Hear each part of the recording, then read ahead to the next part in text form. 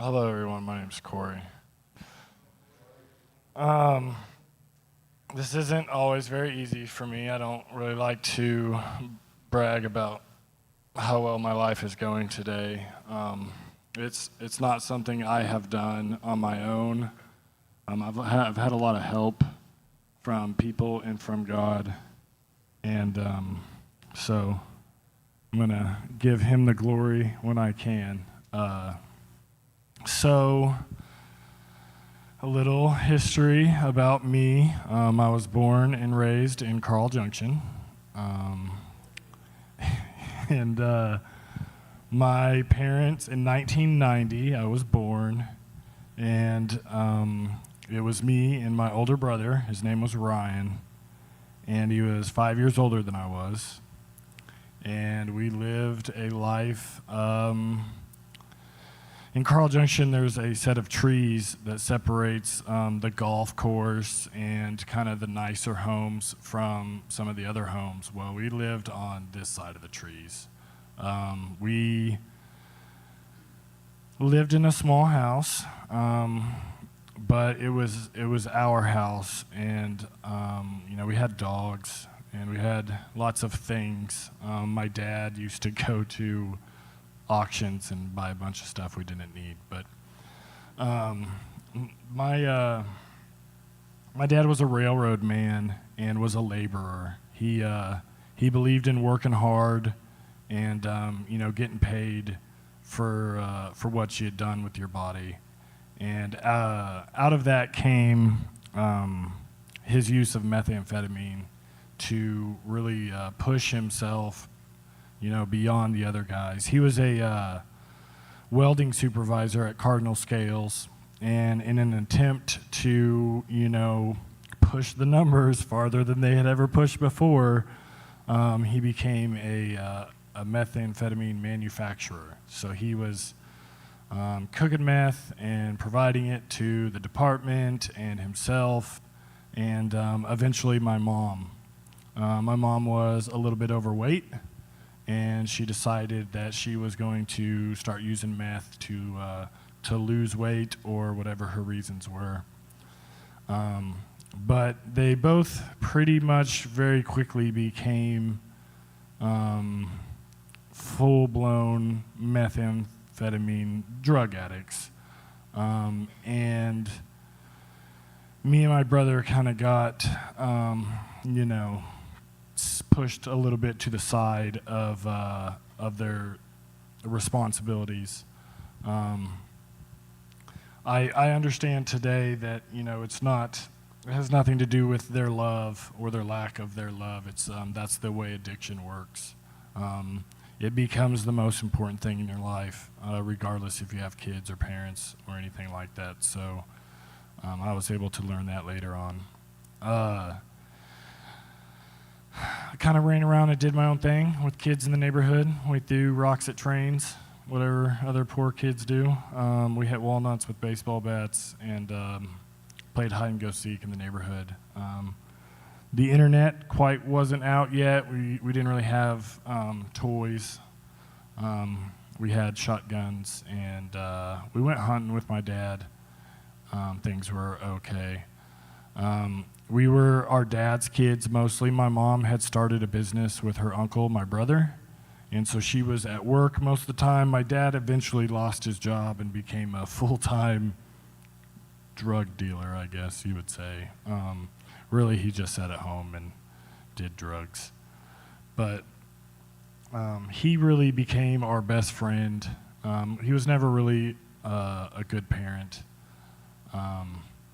I tell people he was like the hillbilly Charles Manson. He wasn't quite all there, and he really became our friend. He was an alcoholic. He was a very bad alcoholic. He drank grain alcohol and just moonshine and stuff every day.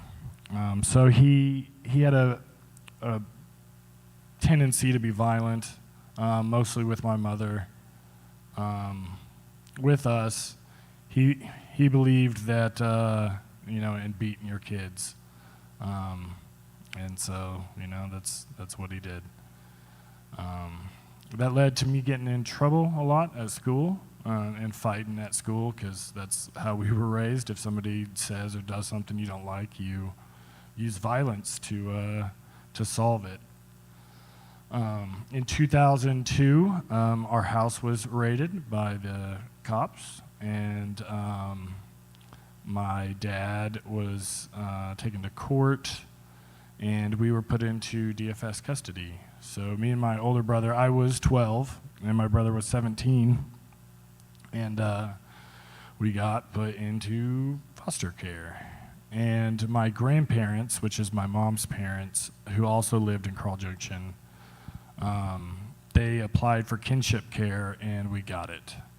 My grandpa was a professor at Ozark Christian College. My grandma was a church secretary, and so they were both in their 60s, and they had this plan of, we're going to raise our two grandsons who have lived in debauchery, and we're going to give them a better life, which was not appealing to me. I loved my dad, and I loved hunting and fishing and skipping school and throwing rocks at trains. So it was very tough when we first got over there. 3 months into it, my mom died. She was doing drugs in Oklahoma with a friend of hers, and she died. And I think that it's very often that when a mother loses her kids, when she's in addiction, it really took a toll on her, and she died. So and then my dad was sentenced and sent to prison, and we started this new life with my Christian grandparents. I remember my grandma teaching me how to use a fork correctly and not like a caveman person. I had never sat down at a dinner table and ate as a family. No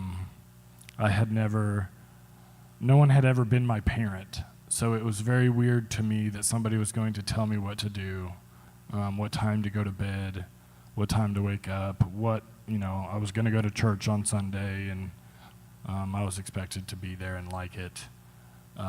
It was a weird concept for me. I started spending a lot of time in the church. My grandma worked up there, and we did not have daycare. So during the summers, I would go and sit in the library of the Christian church and watch VeggieTales and all the stuff that's in the library that's up at the church. And I really fell in love with the building.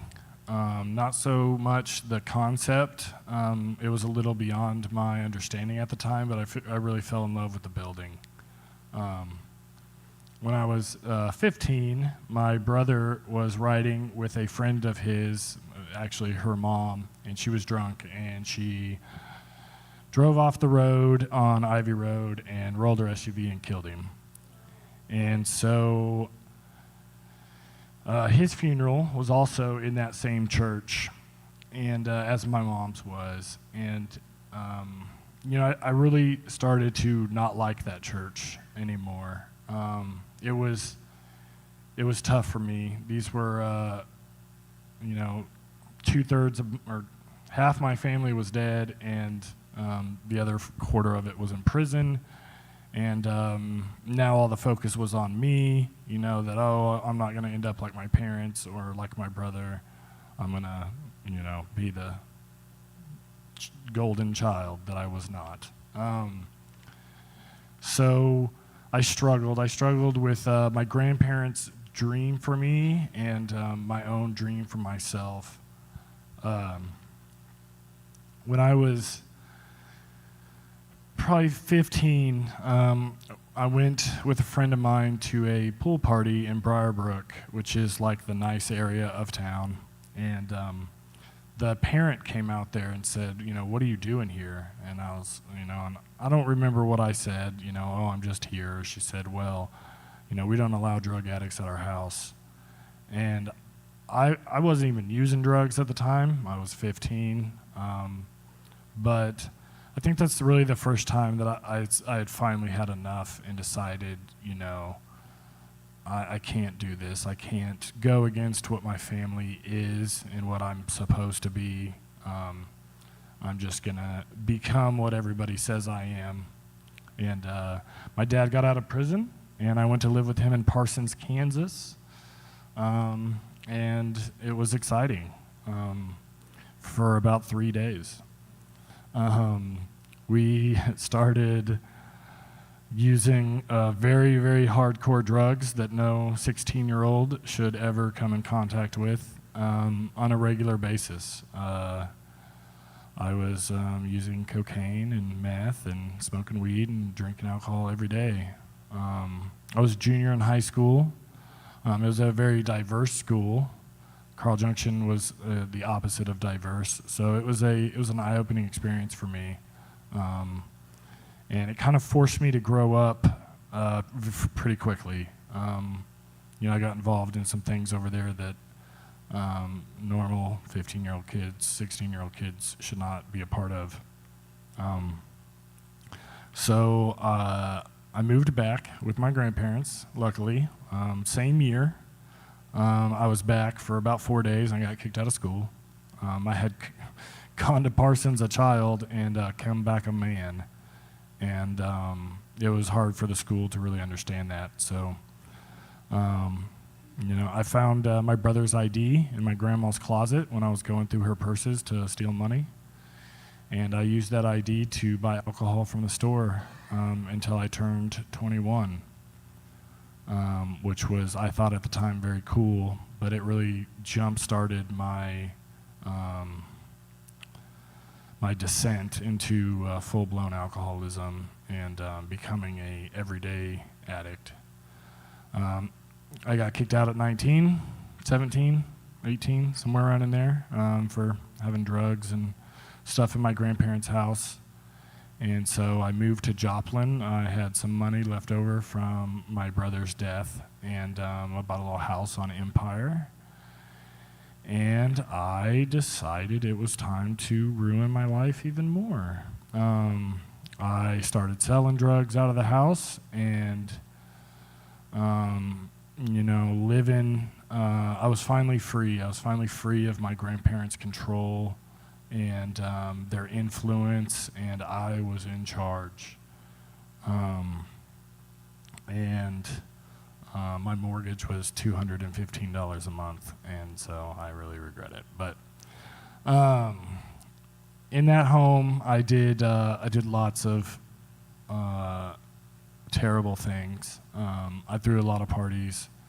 I sold lots of drugs to people who were my friends, but they were also my age. So essentially, I'm destroying the lives of everybody else around me, people that I care about. Some of them are still in high school, and I'm selling them drugs. And so it was very tough, but like all things that you think are good, it came to a swift and abrupt end, and I ran out of money, and I went and got a job at a machine shop. And I really started to try to, make something of myself by myself. I was very angry. I was angry at God still. And I was angry with my grandparents. I was angry at my mom. And so, I started working in machine shops and drinking every day and using drugs every day. And that was... So I would think I was 23 at that time, so it had been 2013, and I did that for about 7 years. I drank every day and just used drugs every day and tried to go to work and stay out of jail. It did not always work that way. In 2017, I moved to Kansas City. It's not really something I talk about a whole lot. It was a scary ordeal. I lived up there for a year and a half in my car, and I survived somehow, some way. It was an eye-opening experience. I don't necessarily recommend it to people.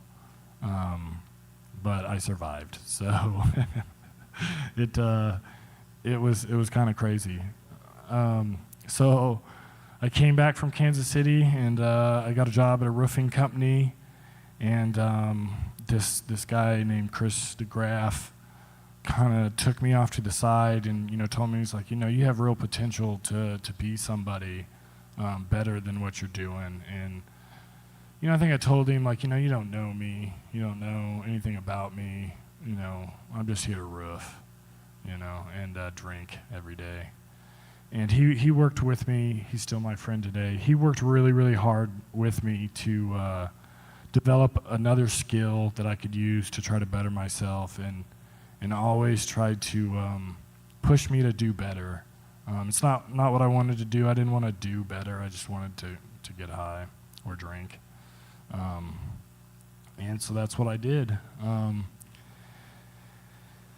Somehow, some way, after that, I got acquainted with a guy who I had met in Kansas City, kind of, sort of, and I started working with him.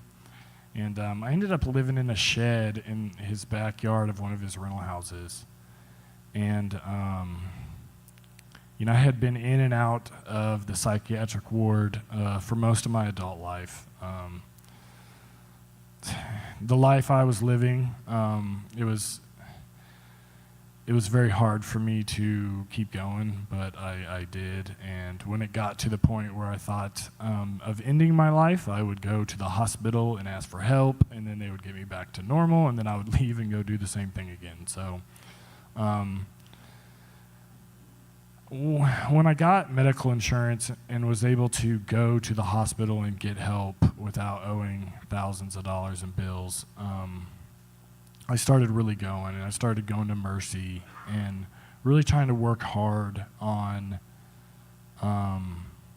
stopping using and being a better person. I was doing it on my own. My dad had raised me as somebody who is a man, and you're going to do things on your own. It was my addiction, and I had to own that, and I had to be the one that went through it. And I worked very, very hard trying to do so. And I would get a couple days together and a couple pairs of socks and a pair of shoes together, and then something would happen, life would happen, and I would fall back on my own strength and my own knowledge and wisdom, and fail and lose everything. And I did that for quite a while. In 2022, I was living in a rental house over by Souls Harbor, and I was probably doing the worst that I had ever done. I was using lots of drugs every day and basically trying to die, and it was a very, very low point for me spiritually and morally. I had no morals. There was nothing that I would not do to get high or to get money for drugs. I would take whatever you had, or steal whatever I had to steal, or manipulate my grandparents, or whatever I had to do. I kind of had decided that was going to be my life, and I embraced it, I guess you could say. I had kind of given up on having any sort of successful, sustainable life that was happy. Using drugs, you kind of get into the cycle of, I'm unhappy because I'm using drugs, and I'm using drugs because I'm unhappy. An hour break from reality was worth it to me.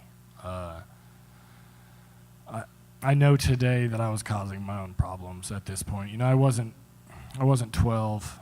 I wasn't living at my parents' house in addiction. I was living in my own house of addiction, And I remember being in that house and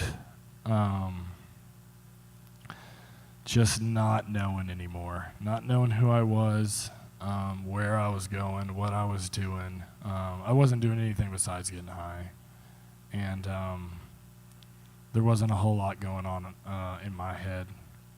And I had noticed some things that were good about me were going away, things that were important to me. My grandfather had worked his entire retirement life from 65 to 85 trying to teach me how to be a better person and how to care about somebody else besides myself and take care of the things that God had given me.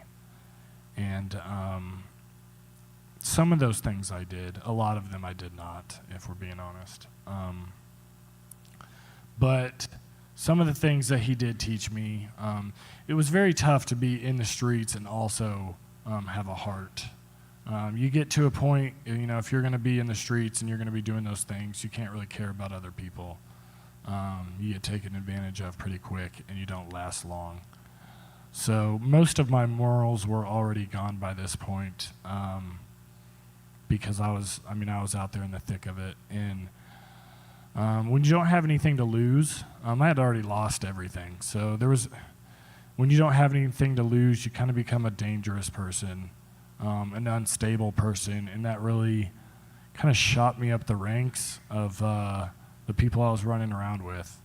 I had nothing to lose. I was ready to die or go to prison or whatever. I knew I didn't want to do what I was doing for the rest of my life. That was not what I wanted. But it started getting to a point where I felt like it was crossing a line morally. Whatever sense of right and wrong I had was gone. There wasn't anything that I could have deemed wrong in my own brain, which was very tough for me because I knew better. I knew that I knew there were things that I understood that God didn't want me using drugs. I understood my grandparents didn't want me using drugs, but there was this kind of demoralized sense of self that I just wasn't okay with. And I remember sitting in this house and thinking, I have to, center myself back up. I have to find out. I have to have some sort of solid object to lean on to try to get right. And the only thing that I could think of was the Bible. There wasn't, to me, that the Bible wasn't an opinion piece at the time. It was something that I felt was true, and I could lean on that truth. And I couldn't manipulate what the Bible was saying to try to kind of pull me back to a spot that I was okay with. My grandpa called me and he said, how you doing? And I said, I'm doing okay. And he said, you don't sound like you've been drinking today. And I said, no, not today. And he said, okay, well, good.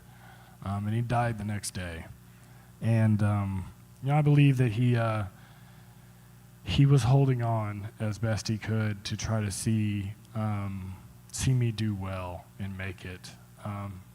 He cared a lot about me. I didn't always understand that. I thought that he was just a grumpy old guy who didn't want to see me have fun. And when he died, I knew that it was over for me as far as having any sort of enabling help for me to be using. I could always call on my grandpa, whether I was in jail or broke or stuck out in the country roads or whatever. My grandpa would always come there for me. And when he died, I knew it was over. And I didn't want to kill myself, so I checked into the hospital, and I said, I would like to change, please. So whatever you got for that, I'll take. And they said, well, you need to go to rehab. And I said, okay. And they gave me a list of places to go, and I found this place called Coach's Field of Faith in Cassville. People always messed it up and called it Coach's Field of Dreams, which is a movie about ghost baseball players. But I was like, you know what? I can do that. I can stand a little bit of spirituality and religion. This sounds like a good place for me. My grandma was not interested in having any sort of relationship with me. I had called my grandma names that, I don't think she had even heard some of the words that I had called her before. And she was not a fan of me at that point. She loved me, but she said, he's yours, God. Do what you got to do. So it was just me. My dad was still alive. He was in Parsons. And I'd kind of written my dad a letter saying, I don't ever want to see you again. Don't come around. I'm trying to better my life. And he didn't. So I got down to rehab and sober living rehab. It was just a place out in the woods or out in in the prairie where people couldn't get drugs. I did well there. I was there for 6 months. While I was there, my dad died. And he called me, and he's like, hey, I got bone cancer, and I need you to come take care of me. And I said, well, you're a grown man. You can take care of yourself. I wasn't going. I wasn't leaving rehab to go take care of my dad. I just wasn't. I asked him, I said, are you dying like right now? And he said, no. And I said, all right, well, call me back when you're dying, and we'll say goodbye. And I think he died the next day. So at that point, it was, it was just all me by myself. I was trying to get it figured out. I wrote my grandma a letter and asking for Christmas presents, and she sent me a index card that was laminated with the name God's Resort on it, with the address here, and that was it. That was it. That's all she sent me. And I think she's going to watch this, and I think she's going to be upset I said that. But that's what she gave me for Christmas that year. I was totally cut off from the family financially. And, it was like a dream. If I'm going to make it, I think that's when I started to realize and have, this is supposed to be on hope, and I didn't have a lot of hope through a lot of this. But I finally started to shift hope in myself and that I could do this. I became pretty certain that I could not, and started to learn how to trust God. I knew I loved myself. That was pretty obvious.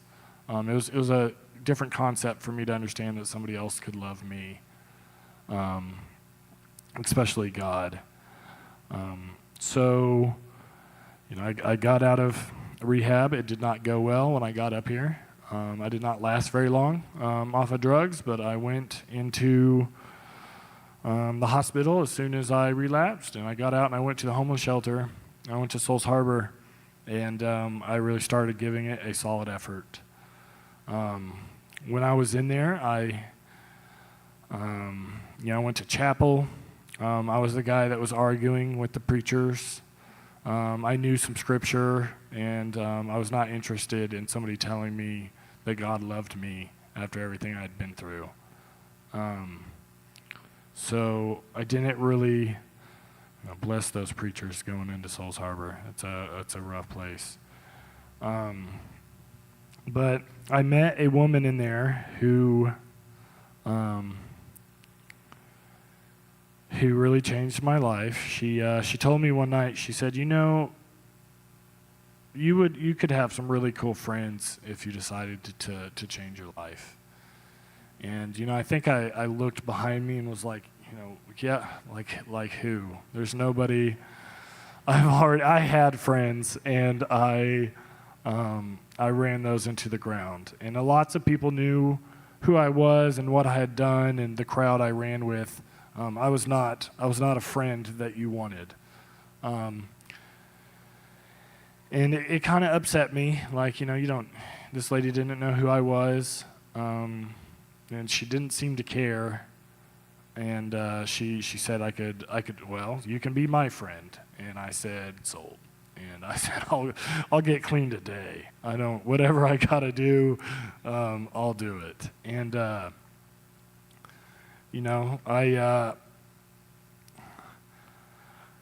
was still smoking weed at the time, which I don't know if she knows that today, but I was. And I eventually got kicked out of Souls Harbor for it.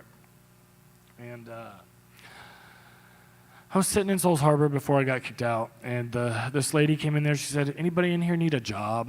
And I stood up. I wanted to be the first one with my hand up, like, that, me right here. I had just got fired from my other construction job the same day. And so I started working with this guy named Dale, and who was a Christian, and we started doing construction together. And when I got kicked out, I went to live with them. He lives in a church. And so here I was, still smoking weed, still cussing, living in a church with this 64-year-old preacher man and his Filipino wife. And we struggled. He was just like my grandpa, where he never gave an inch on the scriptures or on the teachings. We would get to work, and he would say something, and I'd be like, well, yeah, it's, God can forgive you maybe, but, you haven't done what I've done. And we really fought through that. He really taught me that the world had lied to me and said that they spoke on God's behalf, and they don't. That Jesus was willing to forgive me, and he did love me, and he always loved me. And if I was willing to accept that love, it would change my life. And so I got mad and I left. And I was walking down the road, and I realized, hey, I'm losing money here. And so I turned around and went back, and I decided right then and there that I was gonna give God my life and do it His way. Yay!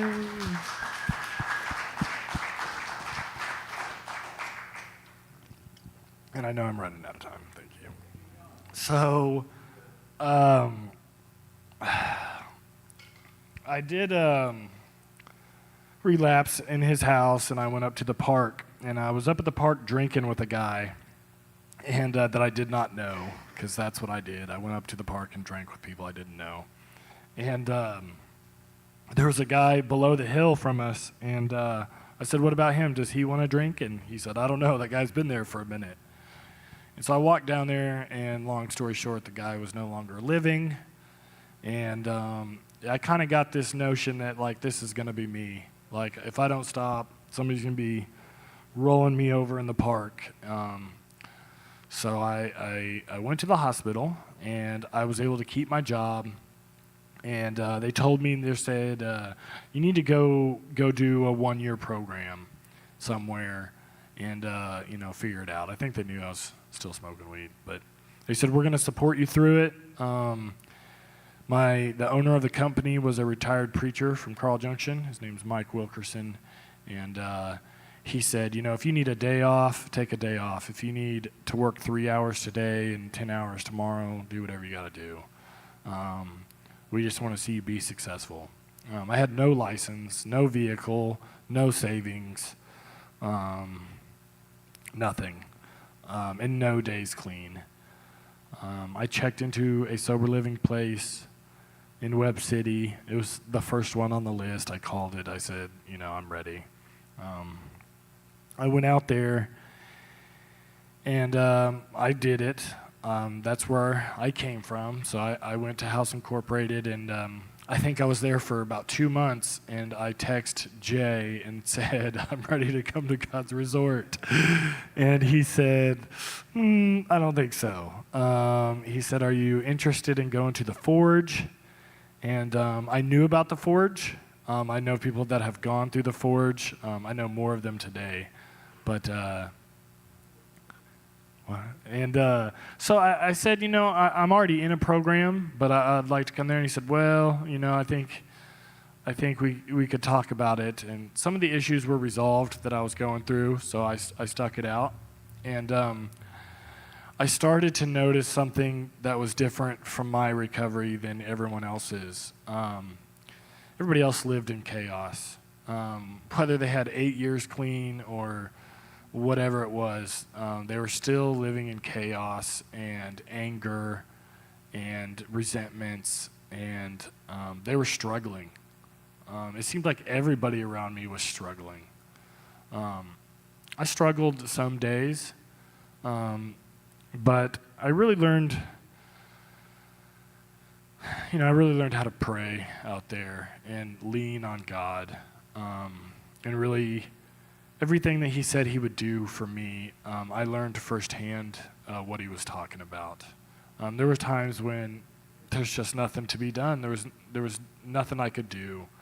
And to learn to put it in God's hands and say, if you're not going to change this, that's fine. Just give me the strength to make it through it, and be willing to walk through the things that he wanted me to walk through. But everybody kind of struggled, and I couldn't figure out what what was I doing that was so different. I was going to church. I rehashed out things with my grandma, and so every Sunday I was going to church with my grandma. I started doing a little Celebrate Recovery leadership class there, and I really leaned heavy on my faith to get me through some things, and I really started to gain traction and grow.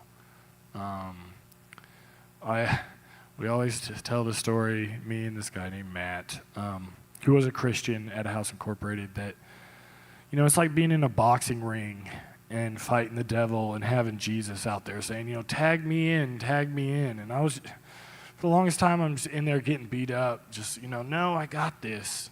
And I felt having God's love mostly on my side, and knowing that I had changed, and that I was forgiven, and people could no longer hold my past against me, and that I could bring glory to God and what he had done in my life and taken me from an everyday drug user who manipulated and lied to his grandparents regularly to someone who, my old friends who are still struggling, their parents were calling me, hey, what can you do for our son? And so God really pulled a 180 on my life. And when it was time for me to leave House Incorporated, my new adopted mother, my little friend I met at Souls Harbor, who decided I could join their family. I do Christmas, I do Thanksgiving. They buy me presents for my birthday. It's very different. Yes, they are great people. And I don't think that they want to be named. So it's just a volunteer from Souls Harbor and a person who works at the news. But they are very great people, and they have decided to love me as I grow, and have never turned down supporting me. I haven't always done well in my recovery, but they've always supported me, and I owe it a lot to them. So when I was ready to leave House Incorporated, they said, well, where do you think you're going? And I said, well, I knew that they were not going to just support me going into my own apartment with 1 year clean. And I said, well, what about God's Resort? And they said, that's a wonderful idea. And I said, I knew you would say that. That's where we're going. I did not have the laminated card anymore, but I knew I knew I didn't have enough. I didn't have that alone time completely by myself where temptation could intercede. And so we came and we filled out an application, and we got in, and I met my life coordinator, and one of the first things he said was, well, we're going to talk about your finances. And I was managing my finances well enough, but not enough to convince my life coordinator that they were okay. So I quit my job and got a better one, so that I wouldn't have to tell him how bad my finances were. I just got a new job and said that they were good. So if you see him, don't say anything. But I went to work for Mayberry Construction, and I thought I had made it. I thought that's all I ever wanted. I wanted to work for a real construction company who worked during the winter, and they were Christians. The owners were. They actually go to Racine, I think, to church, and so they really worked with me. They knew I was in recovery. I told them I was a drug addict with a year clean, and I couldn't drive any of their trucks because I had a breathalyzer in my truck, and they let me work there. And somehow or another, I had a sit down with the police chief, and he told me this plan that he had for helping the homeless. And I really hope he doesn't watch this, but I told him, well, that plan's not going to work, sir. I know you're the police chief and everybody tells you what you want to hear, but I'm just not that guy. So that's a terrible plan, is what I told him. And he said, well, if you want to be part of the solution, what's your idea? And we started talking about it, and talking about how what's actually helping those that are struggling out there compared to what we think is helping. Giving somebody sandwiches once a week or a plate of food is nice, but I've never met anybody that's turned their life around by eating free sandwiches. I just haven't. It's not what worked for me. If it worked, places like the Forge and Ascent and stuff wouldn't be around. So I really stressed the need for a spiritual touch on the police force and in our town, and that I believe it's a spiritual problem that we're facing out there. It's a principalities and powers issue, not a homeless issue. These are humans who are struggling with a broken heart most of the time. So he said, well, you should be on our panel, and we'll let you come up with the qualifications for the new social work team that I'm putting together on the police force. And I said, all right, I'll do it. And he never called. So then I talked to him again. He said, I'm going to the city council to ask for funding for these new positions. Would you go and tell your story with me? And I said, I sure will. And he never called. So I was working at Mayberry, and I thought, it is what it is. And finally he called my mother and said, this is what the salary is, these are what the benefits are, these are what the hours are. Does he want to do it? And I said, yes, of course. I was digging fence posts, and which is fine. I'm a good fence post digger, but I had more to offer. God had more to offer the world, I believe, through me, and so I took the job, and that's what I do today. We try to offer an alternative to jail, and I get to spend one-on-one time with people that are in jail. They have kind of said that I can do whatever I want. If I want to have a group in the jail, if I want to teach a class in the jail, if I want to whatever, however I want to try to help my friends and my peers that are struggling, I can. So I see, it's hard for, I have this saying that says it's so hard for me to see my progress because I never want to admit how bad I really was. It's hard for me to see the growth sometime because I want to try to convince you that I was always doing this well. I was not. Just to let you know, I was not always doing this well. I'm doing very well today. But it's very, very tough, and I do not think that anybody could possibly have peace and joy without God's love. And if that's what you're missing, then I would give it a try. It has changed my life. And if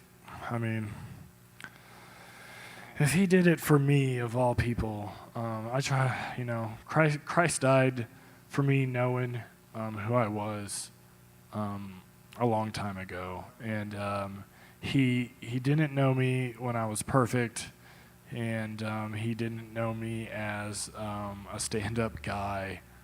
He knew I was going to be of the world, and he died for me anyway. And he really sacrificed his life, which is love. You know, the things we sacrifice for other people is how we show our love, and I think Jesus loved us the most. So I will answer any questions.